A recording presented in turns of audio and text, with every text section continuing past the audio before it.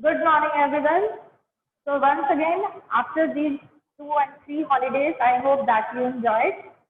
And we are just here to start or restart our class, that is Legislature Chapter 5. So once again, we will recapitalize the previous uh, topics that we discussed in our classes. First of all, we discussed about the legislature, the basic meaning of legislature, the concept of the legislature. What do you mean by legislature? Here we come to understand that legislature is that organ of the government who not only make the laws but also multi-purposes, multi-work that is performed by the legislature. In that, we also discussed like the legislation means the making the laws and on the matters which are given in the union's list as well as given in the conferences. Later, we also discussed the financial justice, like the control of the executive. These are the all important functions which are only performed by the legislature. Here, legislation means we are talking about the parliament. In this, we also already discussed about the Rajya Sabha, Lok Sabha, and the president's role. And we also understand why in India it's required two houses of the parliament, that is Rajya Sabha and Lok Sabha. And we also discussed about that because of the reason of the diversity in India, it is a big society. It just require one umbrella where the people they can just share their views and ideas, and that agency that represent the views and ideas of the people to the government. This is the agency of parliament. So in this way, we come to know the importance of the parliament. Later, we discuss about the powers of the Lok Sabha and Rajya Sabha. Now, once again, we will recapitalize. First of all, the Lok Sabha. As you know that Lok Sabha is a lower house and it is called the People's House because all the members of the house, these are directly elected by the people, and these members of the parliament are called the representatives. It has more power than the Rajya Sabha. As we know that because of the money bill. Money bill means the initiation, the introduction of the money bill, it is only possible in the Lok Sabha. And once again, like the approval of these financial issues, financial subjects, which are mentioned in the union list and in the conferences, all the subjects which are mentioned in two lists, the Lok Sabha has the power to legislate on all these. And approval of these taxation policies, approval of that reduction of the taxes, all these are related to the finances. It is only has the power, the Lok Sabha, to debate, discuss, and to pass a law. In this way, we come to understand that not only this, but what are others are like the same powers are these are enjoyed by the Lok Sabha and Rajya Sabha. What are the same powers here? First of all, I tell you about the money bill that is related to the finances. Finances means कि जो bill का introduction है money bill का specially it is enjoyed by Lok Sabha because we in your earlier classes we already read about that कि जो money bill होता है जो बजट होता है वो हमेशा लोकसभा में इंट्रोड्यूस होता है राज्यसभा में नहीं होता ये एक स्पेशल पावर है और एक पावर और बताती हूँ जो दोनों को डिफरेंस करता है फिर हम कॉमन चीजें पढ़ेंगे जिसमें लोकसभा को हम कह रहे हैं ज्यादा पावरफुल है एक है no confidence motion no confidence motion जो है that is in against of the ruling government वो हमेशा लोकसभा में इंट्रोड्यूस होता है राज्यसभा में नहीं होता वहां से पास होने के बाद राज्यसभा में जाता है लेकिन इंट्रोड्यूस वहीं होता है तो इट मीन्स हमें समझ में आया कि लोकसभा की कुछ ज्यादा पावर्स है और क्योंकि हमें मालूम है कि ये हाउस ऑफ द पीपल है डायरेक्टली इलेक्टेड रिप्रेजेंटेटिव हैं इसलिए मेजर पावर्स इनके पास है कोई भी अगर बिल इंट्रोड्यूस होता है तो majority of the ruling government members are there that is it is passed bill तो हमेशा ये होता है लोकसभा की और अगर हम पास की बात करें तो प्रेसिडेंट का अपॉइंटमेंट है रिमूवल है वाइस प्रेसिडेंट सुप्रीम कोर्ट के जजेस हाई कोर्ट के जजेस इनका रिमूवल है वो भी लोकसभा में कोई भी इस तरह का जो बिल की बात की हमने वो भी and one more thing that Lok Sabha members they are not answerable to the Rajya Sabha they are the ministers the cabinet ministers they are answerable or accountable towards the parliament means Lok Sabha Rajya Sabha के प्रति नहीं है, लोकसभा के लिए है। इसलिए और ज्यादा पावर किसको मिल रही है, लोकसभा को मिल रही है। ठीक है, तो मैं आपको चीजों को दोनों को मिला के समझा रही हूँ कि आपका जो टॉपिक है that is the special powers of Rajya Sabha and special powers of Lok Sabha. हम जहाँ पावर सेम है वहां की बात करें। सेकेंड थिंग हम बात करें कि अमेंडमेंट की बात करें। कॉन्स्टिट्यूशन में अगर अमेंडमेंट लाना है तो क्या केवल एक ही हाउस लेके आ सकता है, नहीं। कॉन्स्टिट्यूशन में अगर अमेंडमेंट आता है तो एक हाउस से पास होने के बाद दूसरे हाउस के बाद डेफिनेटली जाएगा, 2/3 मेजोरिटी होगी तभी वो अमेंडमेंट आएगा। ठीक है, तो कुछ पावर्स सेम है, सिर्फ हमने कौन सी पावर्स को अलग किया है, मनी बिल, फाइनेंशियल पावर्स और no confidence. Except all these powers all are enjoyed equally, Rajya Sabha Lok Sabha दोनों में होता है। ठीक है, एक चीज आज जो मैं आपसे डिस्कस करने वाली हूँ स्पेशल पावर्स ऑफ राज्यसभा, थोड़ा सा उसके बारे में बता दूं मैं आपको। देखो, राज्यसभा को स्पेशल पावर्स क्या है और राज्यसभा को ये पावर्स क्यों दी गई है, because we know that in according to our constitution framers they think about that time they thought about the large society of India। तो उन्हें मालूम था कि क्या क्या इश्यूज आ सकते हैं, क्या क्या प्रॉब्लम्स आ सकती हैं, इसलिए उन्होंने यहाँ पर 2 हाउसेस का जो है वो सिस्टम रखा। जिसमें राज्यसभा क्या है, that is we say that it is the constitution machinery, एक तरह की मशीनरी है। किस पर्पसेस के लिए है, that it represents the state, कि जहां पर जब हम राज्यसभा की बात कर रहे हैं तो काउंसिल ऑफ स्टेट को रिप्रेजेंट करता है। उसका भी रीजन क्या है, थोड़ा सा माइंड को स्ट्रॉन्ग करें और समझ में आएगा आपको कि राज्यसभा जो है उसका एक इम्पोर्टेंस क्यों है हमारी कंट्री में, और स्टेट का रिप्रेजेंटेशन अगर पॉसिबल हुआ है तो वो किसकी वजह से हुआ है, राज्यसभा की वजह से।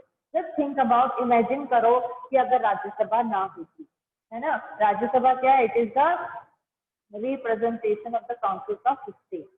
हर स्टेट की जो रिप्रेजेंटेशन है, यानी हर स्टेट से मेंबर्स, मैंने आपको बताया था राज्यसभा के मेंबर्स किस तरह से इलेक्ट होते हैं, हर स्टेट के according to the population members है राज्यसभा में। अब वो मेंबर जो है अगर नहीं होता, अगर राज्यसभा नहीं होती तो क्या होता, तो हम एक इमेजिन कर सकते हैं, जैसे मैंने कहा था, जस्ट इमेजिन की पॉलिटिकल पार्टीज अगर ना होती तो देश की स्थिति क्या होती। ठीक है, हमने क्लास 10th में डिस्कस किया था, जस्ट इमेजिन की पॉलिटिकल पार्टी, सेम वही है कि अगर हम राज्यसभा को इमेजिन करें कि नहीं हो तो क्या होगा। जब ठीक है, और बहुत सी कंट्रीज में नहीं है, one house system is there, तो इसका मतलब ये नहीं है कि वहां पर वर्क नहीं हो रहा या कुछ, लेकिन हम अपने देश की बात कर रहे हैं जहाँ पर पॉपुलेशन ज्यादा है, जहाँ डाइवर्सिटी ज्यादा है, जहाँ लोगों की एस्पायरेशन ज्यादा है एक डेमोक्रेटिक गवर्नमेंट से। आपको पता ही है कि हम अल्टीमेटली कोई भी अगर चीज पूरी नहीं होती तो हम किस पे एलिगेशन लगाते हैं, अपनी गवर्नमेंट पे लगाते हैं, हमारी सरकार ही ऐसी है। ठीक है, अभी जो क्राइसिस चल रहे हैं हम मोदी सरकार को बिल्कुल फेल कह रहे हैं, क्योंकि इंडिया की जो रैंकिंग चल रही है कोरोना को लेकर, कोविड को लेकर, वो अब टॉप पोजीशन पर आ गई है। तो कहने का मतलब है कि अब हम एलिगेशन किस पे लगा रहे हैं, गवर्नमेंट पे लगा रहे हैं कि अब तो नेक्स्ट अगर होगा तो इस पार्टी को वोट नहीं करेंगे, इनके इंटरनल डिस्प्यूट भी खत्म नहीं होते, बहुत सारी चीजें हैं। ठीक है, लेकिन अल्टीमेटली चीज क्या है कि दीज आर नॉट, बिना उनके भी दीज आर डिजायरेबल, बिकॉज इनके बिना भी काम नहीं चलता है। ऐसे ही राज्यसभा का अगर हमने ये कहा कि अगर ये ना होती तो क्या स्टेट का जो इंटरेस्ट है, स्टेट का जो सेल्फ इंटरेस्ट है, एक स्टेट का डेवलपमेंट के लिए, रिसोर्सेज के लिए जो चीजें उसको चाहिए, क्या वो अपने आप को रिप्रेजेंट कर पाती, क्या अपने लोगों की नीड्स है, एस्पायरेशन है, वो अपने आप को रिप्रेजेंट कर पाती, नहीं कर पाती। इसका रीजन क्या था कि अगर हमारे वन जो हाउस सिस्टम होता, जहां पर हमने डायरेक्टली इलेक्टेड की बात की थी, तो इतनी बड़ी वास्ट कंट्री में भाई मेंबर्स तो हमारे सिलेक्टेड ही है कि लोकसभा के मेंबर्स इतने होंगे ना, 545 अभी एट प्रेजेंट है। तो इन 545 लोगों से क्या लोकसभा जो है वो सभी लोगों की, स्टेट के पीपल की, स्टेट के एस्पायरेशन की, हमारे जो 28 स्टेट्स हैं, क्या वो उनको पूरा कर पाएगी। बहुत सारे ऐसे हमारे सामने दिमाग में क्वेश्चंस आएंगे कि शायद हमें वो जस्टिस नहीं मिलेगा, शायद वो हमें सोशल, इकोनॉमिक, पॉलिटिकल जस्टिस नहीं मिलता। That's why the Rajya Sabha is here. So that I'm just saying that is representing the interest of the council of state. एक ये जस्टिस दिलाता है राज्यसभा के होने से, that it gives the justice to the other states also. Next is special power in this any matter that is related to the state list or related to the union or conference list. What it requires that Rajya Sabha's approval. और ये जो provision बनाया है इससे राज्यसभा की power को किया enhance किया है। सेकेंड थिंग कि अगर यूनिटरी पार्लियामेंट अगर ऐसा चाहती है कि वो स्टेट लिस्ट के किसी सब्जेक्ट को हटाना चाहती है तो वो सोलली उसको हटा नहीं सकती। उसके लिए क्या करना पड़ेगा, स्टेट जो है राज्यसभा का एसेंट भी जरूरी है, उसका अप्रूवल भी जरूरी है।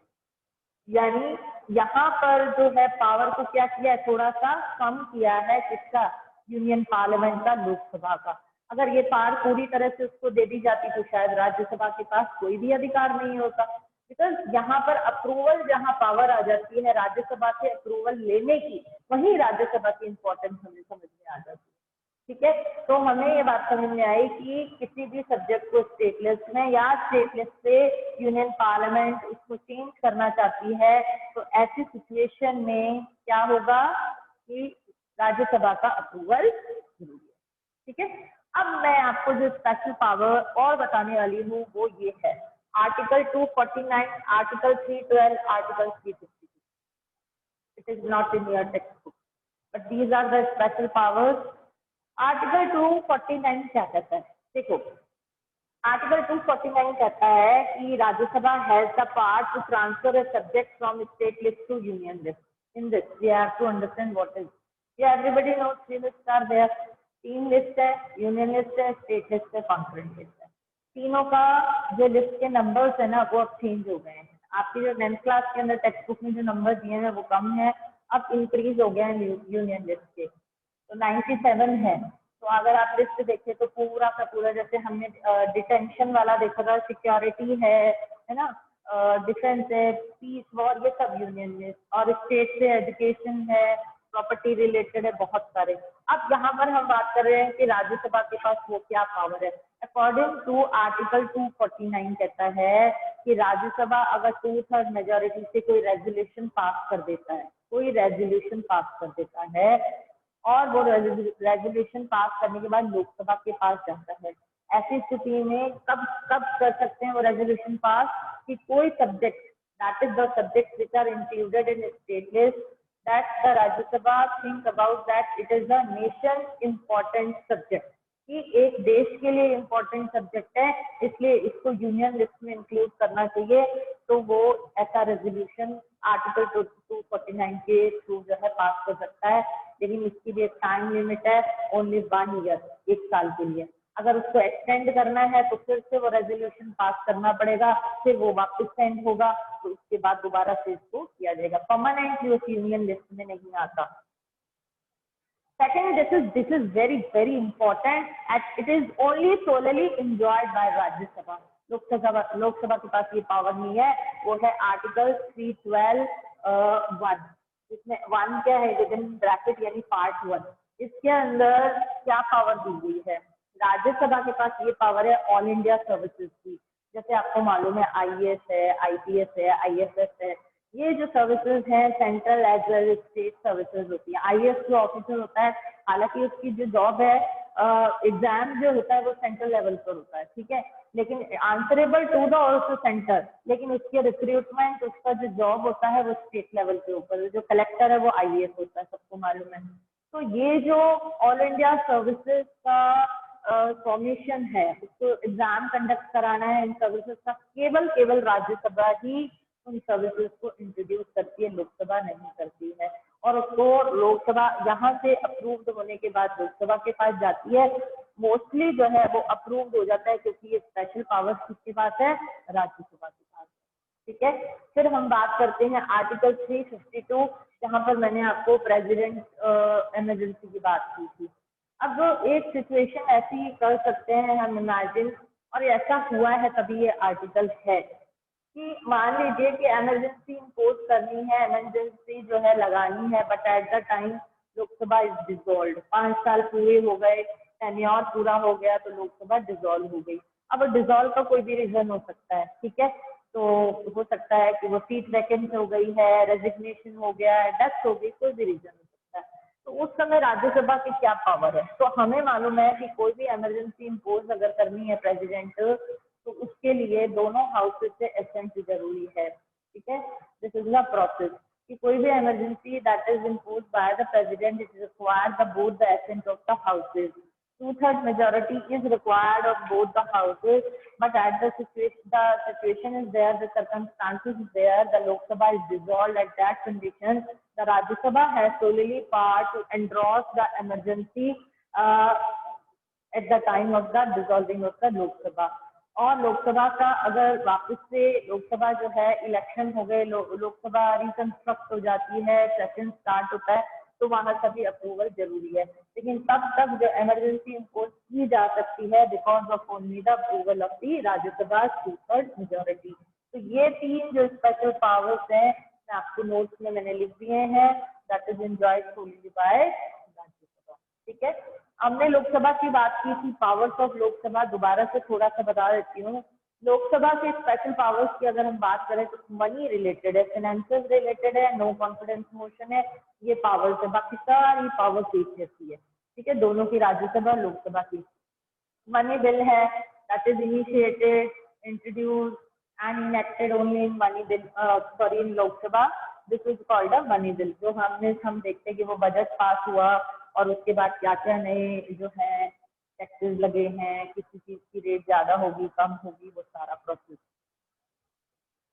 Second thing, councils of ministers responsibility. In the Lok Sabha, the councils of ministers, these are also responsible towards the parliament, not to the Rajya Sabha.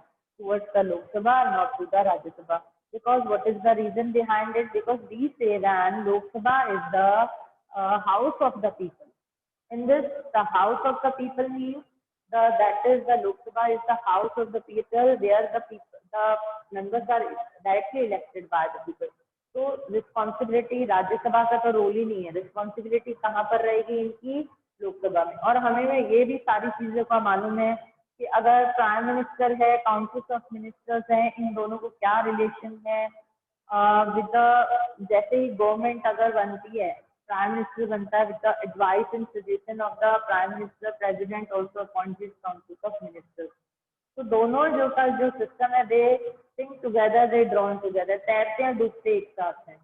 तो रिस्पॉन्सिबिलिटी किसकी बन रही है? काउंसिल ऑफ मिनिस्टर्स की, that is towards the Lok Sabha. Then second very important here, Lok Sabha, Rajya Sabha की क्या power है इसमें? Rajya Sabha only can criticize the ruling party's policies and the members, because we also know that Rajya Sabha also controls the executive through many means, asking questions, number of motions were also we discussed.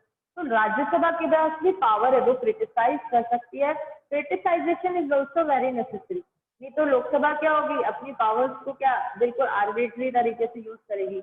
उसको ये लगेगा कि हमारे पर कोई control नहीं है, इसलिए हमारे जो कॉन्स्टिट्यूशन फ्रेमवर्क थे उन्होंने सारी चीजों को क्या कर रखा है, एक पूरा थ्रू अ प्रोसेस कर रखा है कि कोई भी सोलेली पावर को एंजॉय ना करे, कोई भी आर्बिट्री ना हो, कोई भी टायरनी ना करे। Absolute powers are not enjoyed by any institution, any person in the country. ये सिस्टम है इंडिया का। तो यहाँ पर राज्यसभा के पास केवल क्रिटिसाइजेशन की पावर है, but it can not remove the government, नहीं कर सकती है रिमूव। उसका क्या रीजन है? उसका रीजन है कि पावर्स जो मेंबर्स जो है लोगों से चुने गए हैं, directly elected by the people, इसलिए पावर्स लोकसभा में ज्यादा है। रूलिंग पार्टी का मेजोरिटी है, इसलिए उसके पास ज्यादा पावर है। कोई भी बिल अगर पास कराना है तो वो इजीली पास हो जाता है, इसलिए राज्यसभा को पावर नहीं दी गई है। तो ओवरऑल हमने क्या देखा कि हमने ये देखा कि controlling the finances, removing the government, it is in the powers in it is in Lok Sabha rather than in Rajya Sabha. इसके अलावा except all these matters, all the same powers are enjoyed by two houses on the same level. चाहे वो amendment से related है, चाहे appointment से related है, legislature के कंट्रोल करने की बात कर सकते हैं, ठीक है। अपॉइंटमेंट प्रेसिडेंट वाइस प्रेसिडेंट है, matters related to the making of laws that is mention in union state and conference, इन सब में सेम है, सब कुछ सेम है, सब ये 2-3 चीजें अलग है, ठीक है। आज जो अब हम टॉपिक नेक्स्ट कर रहे हैं वो बहुत इंपॉर्टेंट है। हाँ नरेश, आपने बहुत देर से हाथ ऊपर किया है, what do you want to ask? मैंने राज्यसभा की एक और स्पेशल क्या राज्यसभा पावर की? लेना, राज्यसभा मैं की बोल रहा हूँ राज्यसभा की एक और स्पेशल पावर लेना। हाँ, ये 3 जो आर्टिकल बताए हैं वो राज्यसभा की पावर्स हैं स्पेशल।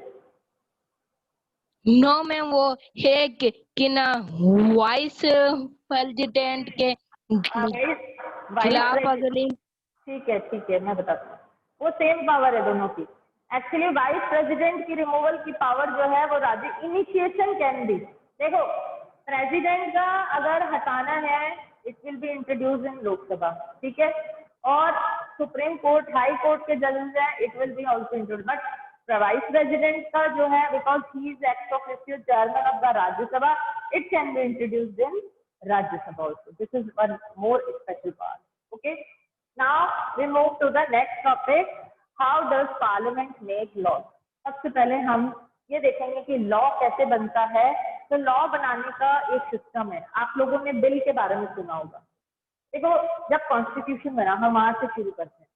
कॉन्स्टिट्यूशन बना तो कॉन्स्टिट्यूशन के अंदर जो लॉज बने, लॉज आने से पहले क्या बना? Bill.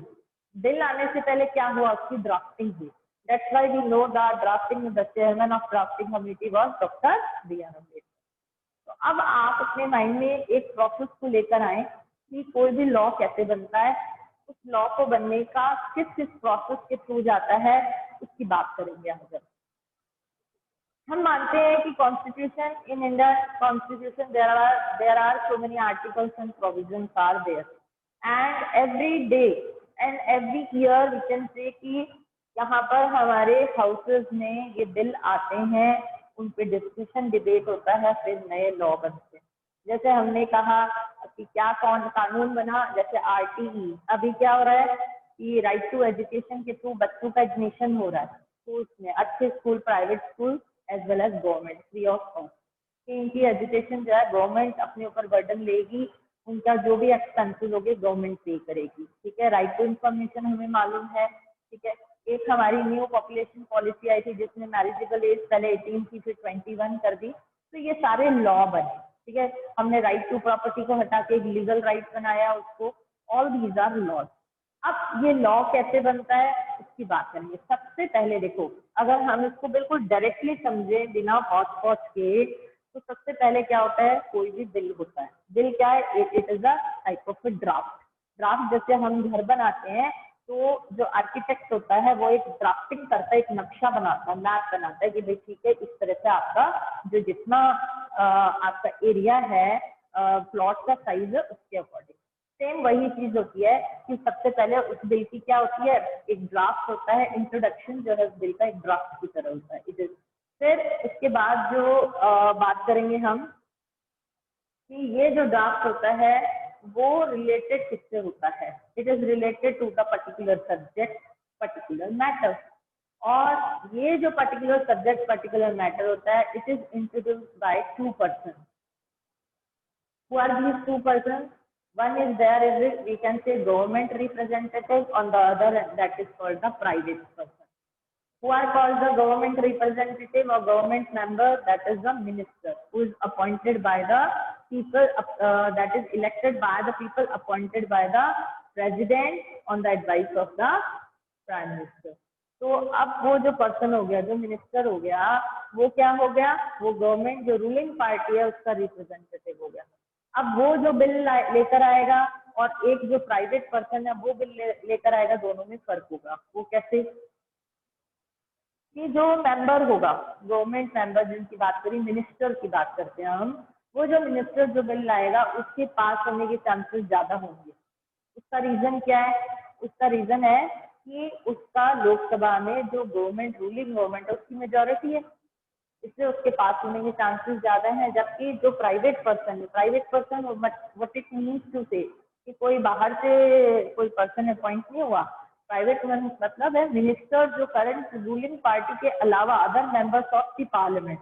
If the bill is introduced by this other member of the parliament, that is called the private, that condition कि उनका पास होना, किसी बिल का पास होना मुश्किल है, क्योंकि मेजोरिटी किसकी है? रूलिंग पार्टी की। मेंबर्स कहाँ है ज्यादा? रूलिंग पार्टी के। तो उस सिचुएशन में पास होना मुश्किल है। तो यहाँ पर बिल के टाइप्स बताएंगे आपको कि बिल किस तरह चलता है। और सेकंड थिंग कि प्राइवेट पर्सन जो बिल इंट्रोड्यूस करता है और जो गवर्नमेंट का जो मिनिस्टर है वो इंट्रोड्यूस करता है, दोनों में फर्क क्या है। हम बात करते हैं जैसे टाइप्स ऑफ बिल है, तो आपको पता है मनी बिल होता है, नॉन मनी बिल होता है, ठीक है, अमेंडमेंट ऑर्डिनरी बिल होता है और अमेंडमेंट बिल होता है। 4 तरह के बिल्स होते हैं। चारों बिल्स का प्रोसेस वैसे अलग अलग होता है, लेकिन आज हम एक जनरल बात करेंगे कि कोई भी बिल जो होता है वो पास कैसे होता है, उसकी बात करते हैं।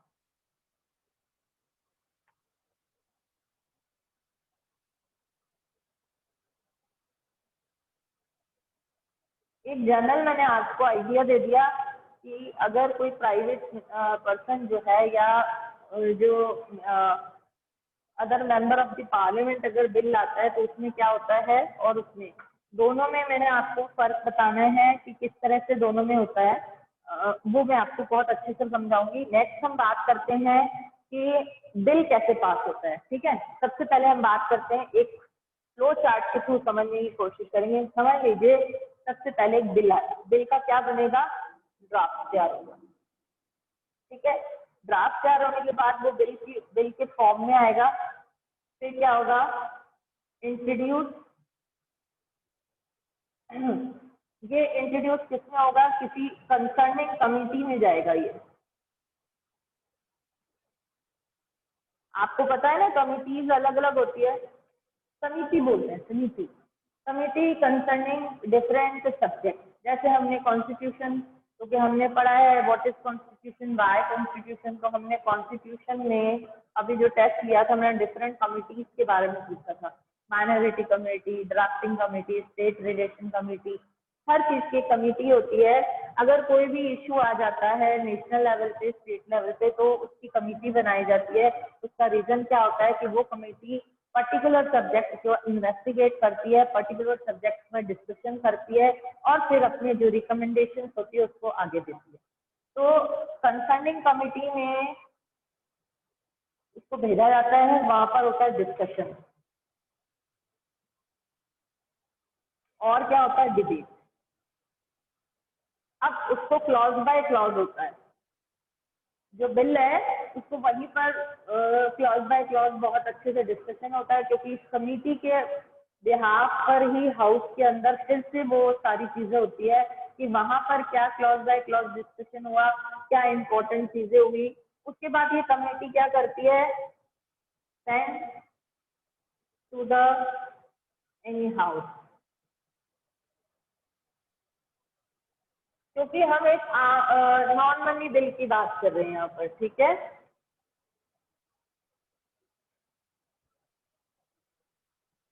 अभी किसी भी हाउस में जाता है, हाउस में जाने के बाद फिर वहां पर क्या होगा? डिस्कशन होगा, डिबेट होगा। फिर जो कमेटी ने सजेशंस दिए हैं एक्सेप्ट और रिजेक्ट होंगे। उसके बाद क्या होगा? यहाँ पर वोटिंग होगी। वोटिंग मीन्स प्रेजेंट मेंबर्स, जितने भी प्रेजेंट मेंबर्स होंगे उनकी वोटिंग होगी। अगर ये उसके फेवर में जाता है बिल के, तो ये बिल क्या होगा? नेक्स्ट हाउस में सेंड कर देंगे। अब नेक्स्ट हाउस में सेंड करने के बाद दोबारा क्या होगा? एक आपको जनरल आइडिया दे रही हूँ बिल कैसे पास होता है, फिर हम एक एक बिल को कैसे पास होता है, ऑर्डिनरी बिल, अमेंडमेंट बिल, सबका अलग अलग करेंगे। नेक्स्ट हाउस में जाने के बाद उस हाउस में भी सेम प्रोसेस होता है जो किसी भी हाउस में होता है, सेम प्रोसेस। वो प्रोसेस है रीडिंग, एक्सप्लेनिंग, वही discussion and debate, then voting. ठीक है, अगर ये यहाँ पर एक्सेप्ट हो जाता है तो फिर तो ये कहाँ जाएगा, प्रेसिडेंट के पास सीधे।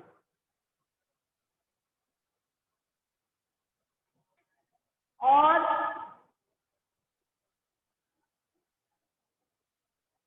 प्रेसिडेंट के पास जाता है, और प्रेसिडेंट के पास क्या पावर है आपको मालूम है, एक्सेप्ट और रिजेक्ट, रिजेक्ट द बिल, दोनों ऑप्शन है उसके पास, एक्सेप्ट और रिजेक्ट द बिल प्रेसिडेंट के पास, बट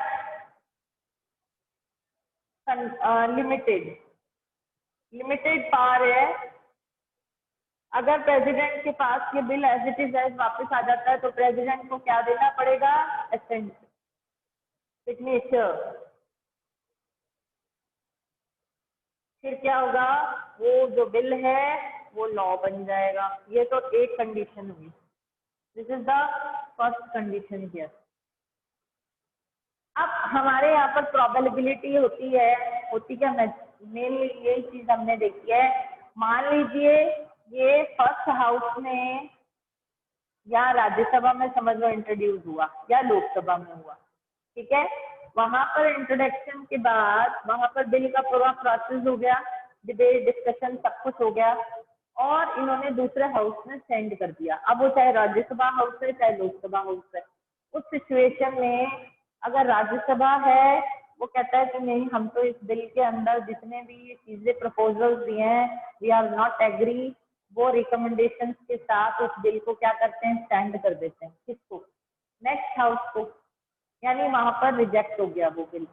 और अब लोग जिस हाउस के अंदर पास हुआ है उस हाउस के अंदर तो हो गया पास, नो प्रॉब्लम, लेकिन दूसरे हाउस ने रिजेक्ट किया तो अब क्या होगा, तो वो उस बिल को पास होने के लिए फिर से दोबारा से वही प्रोसेस के थ्रू जाना पड़ेगा कि कुछ रिकमेंडेशन समझ लीजिए राज्यसभा ने दी है या लोकसभा ने दी है, तो उस सिचुएशन में इनको क्या करना पड़ेगा, उन रिकमेंडेशन को कुछ को जो इनको सही लगता है वो उन प्रपोजल्स को एक्सेप्ट कर लेते हैं, दोबारा से उस बिल का फॉर्मेशन होता है, कंप्लीटली ड्राफ्टिंग होगी, डिस्कशन होगा, वही सारा प्रोसेस होता है। तभी तो आपको मालूम है कि इंडिया में कोई भी बिल पास होने के लिए एक लंबे प्रोसेस से और बहुत टाइम कंज्यूमिंग होता है।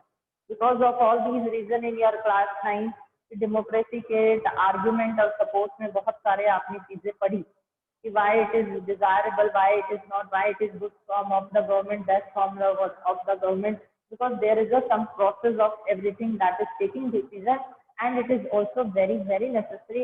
I am in favor of all the things because these are for the welfare of the people. कोई भी बिल है, कोई भी डिमांड्स है, तो सबसे पहले जो है इनपुट आता है ना, इनपुट कौन देगा, पीपल देंगे, ये इनपुट आगे जाता है, ठीक है। और जो लॉ बनता है वो आउटपुट आता है। फिर लॉ बनने के बाद उसका जो इम्प्लीमेंटेशन है, लोग क्या फीडबैक देते हैं वो पता चलता है उस चीज से। तो यहाँ एक सिस्टम जो चल रहा है कि बिल का इंट्रोडक्शन और उसके बाद उसका अप्रूवल और डिसअप्रूवल, जहाँ पर हमने प्रेसिडेंट की पावर को भी डिस्कस किया था कि प्रेसिडेंट किसी भी बिल को लॉ बना सकता है या नहीं बना सकता, उसकी एक लिमिटेड पावर है, वो सजेशंस के साथ रिटर्न कर सकता है। मान लीजिए दोनों हाउसेस से पास हो गया है लेकिन प्रेसिडेंट क्या है उनसे एग्री नहीं है, तो वो रिटर्न कर सकता है उस बिल को। लेकिन अगर वापस दोनों हाउसेस पास करके दे देते तो प्रेसिडेंट के पास कोई भी और ऑप्शन नहीं होता, उसको साइन करना ही पड़ता। और मनी बिल के अंदर तो ये सारी है ही नहीं, सिस्टम ही नहीं है मनी बिल के अंदर। मनी बिल के अंदर तो राज्यसभा को कोई पावर ही नहीं है, सिर्फ 14 डेज पावर है उसके पास कि वो 14 दिन तक अपने पास उस मनी बिल को रख सकता है। अगर उसको अपनी रिकमेंडेशन देनी है तो वो 14 डेज के जो ड्यूरेशन दे रखा है टाइम पीरियड, उसके साथ वो अपनी रिकमेंडेशन लोकसभा को सेंड करेगा। लोकसभा उसे एक्सेप्ट करे या रिजेक्ट करे, depends on the Lok Sabha bill. उस सिचुएशन में वो जो बिल है वहां से पास हो जाता है और फिर प्रेसिडेंट के पास जाता है, प्रेसिडेंट सिर्फ उस पर साइन करता है, प्रेसिडेंट की कोई मर्जी नहीं चलती उसके अंदर, वहां उसकी कोई पावर नहीं। तो यहाँ पर एक बिल की एक हमने जनरल एक व्यू देखा कि बिल को पास करने के लिए क्या स्टेजेस से निकलना पड़ता है, वो हमने देखे। ये बहुत ही टीडियस वर्क है, बहुत ही ज्यादा टाइम कंज्यूमिंग है, बहुत माइन्यूट है, क्योंकि जो लॉ बनने वाला है वो किसके लिए है, लोगों के लिए। That is the law which is formed, that is like right to information, right to education. You can understand the importance of these laws. अगर कुछ भी गलत है तो उसका जो है उसके इफेक्ट किसके आएंगे, उसके साइड इफेक्ट लोगों पर आएंगे, गवर्नमेंट से आएंगे, पूरी कंट्री से आएंगे। तो ओवरऑल हमें इम्पोर्टेंस समझ में आई कि बिल कल हम जो डिस्कस करेंगे वो बिल का प्रोसेस समझाऊंगी कि किस तरह से बिल पास होता है, वो सारा आपको बताऊंगी। हाँ रिमझिम, बोलिए क्या कहना है।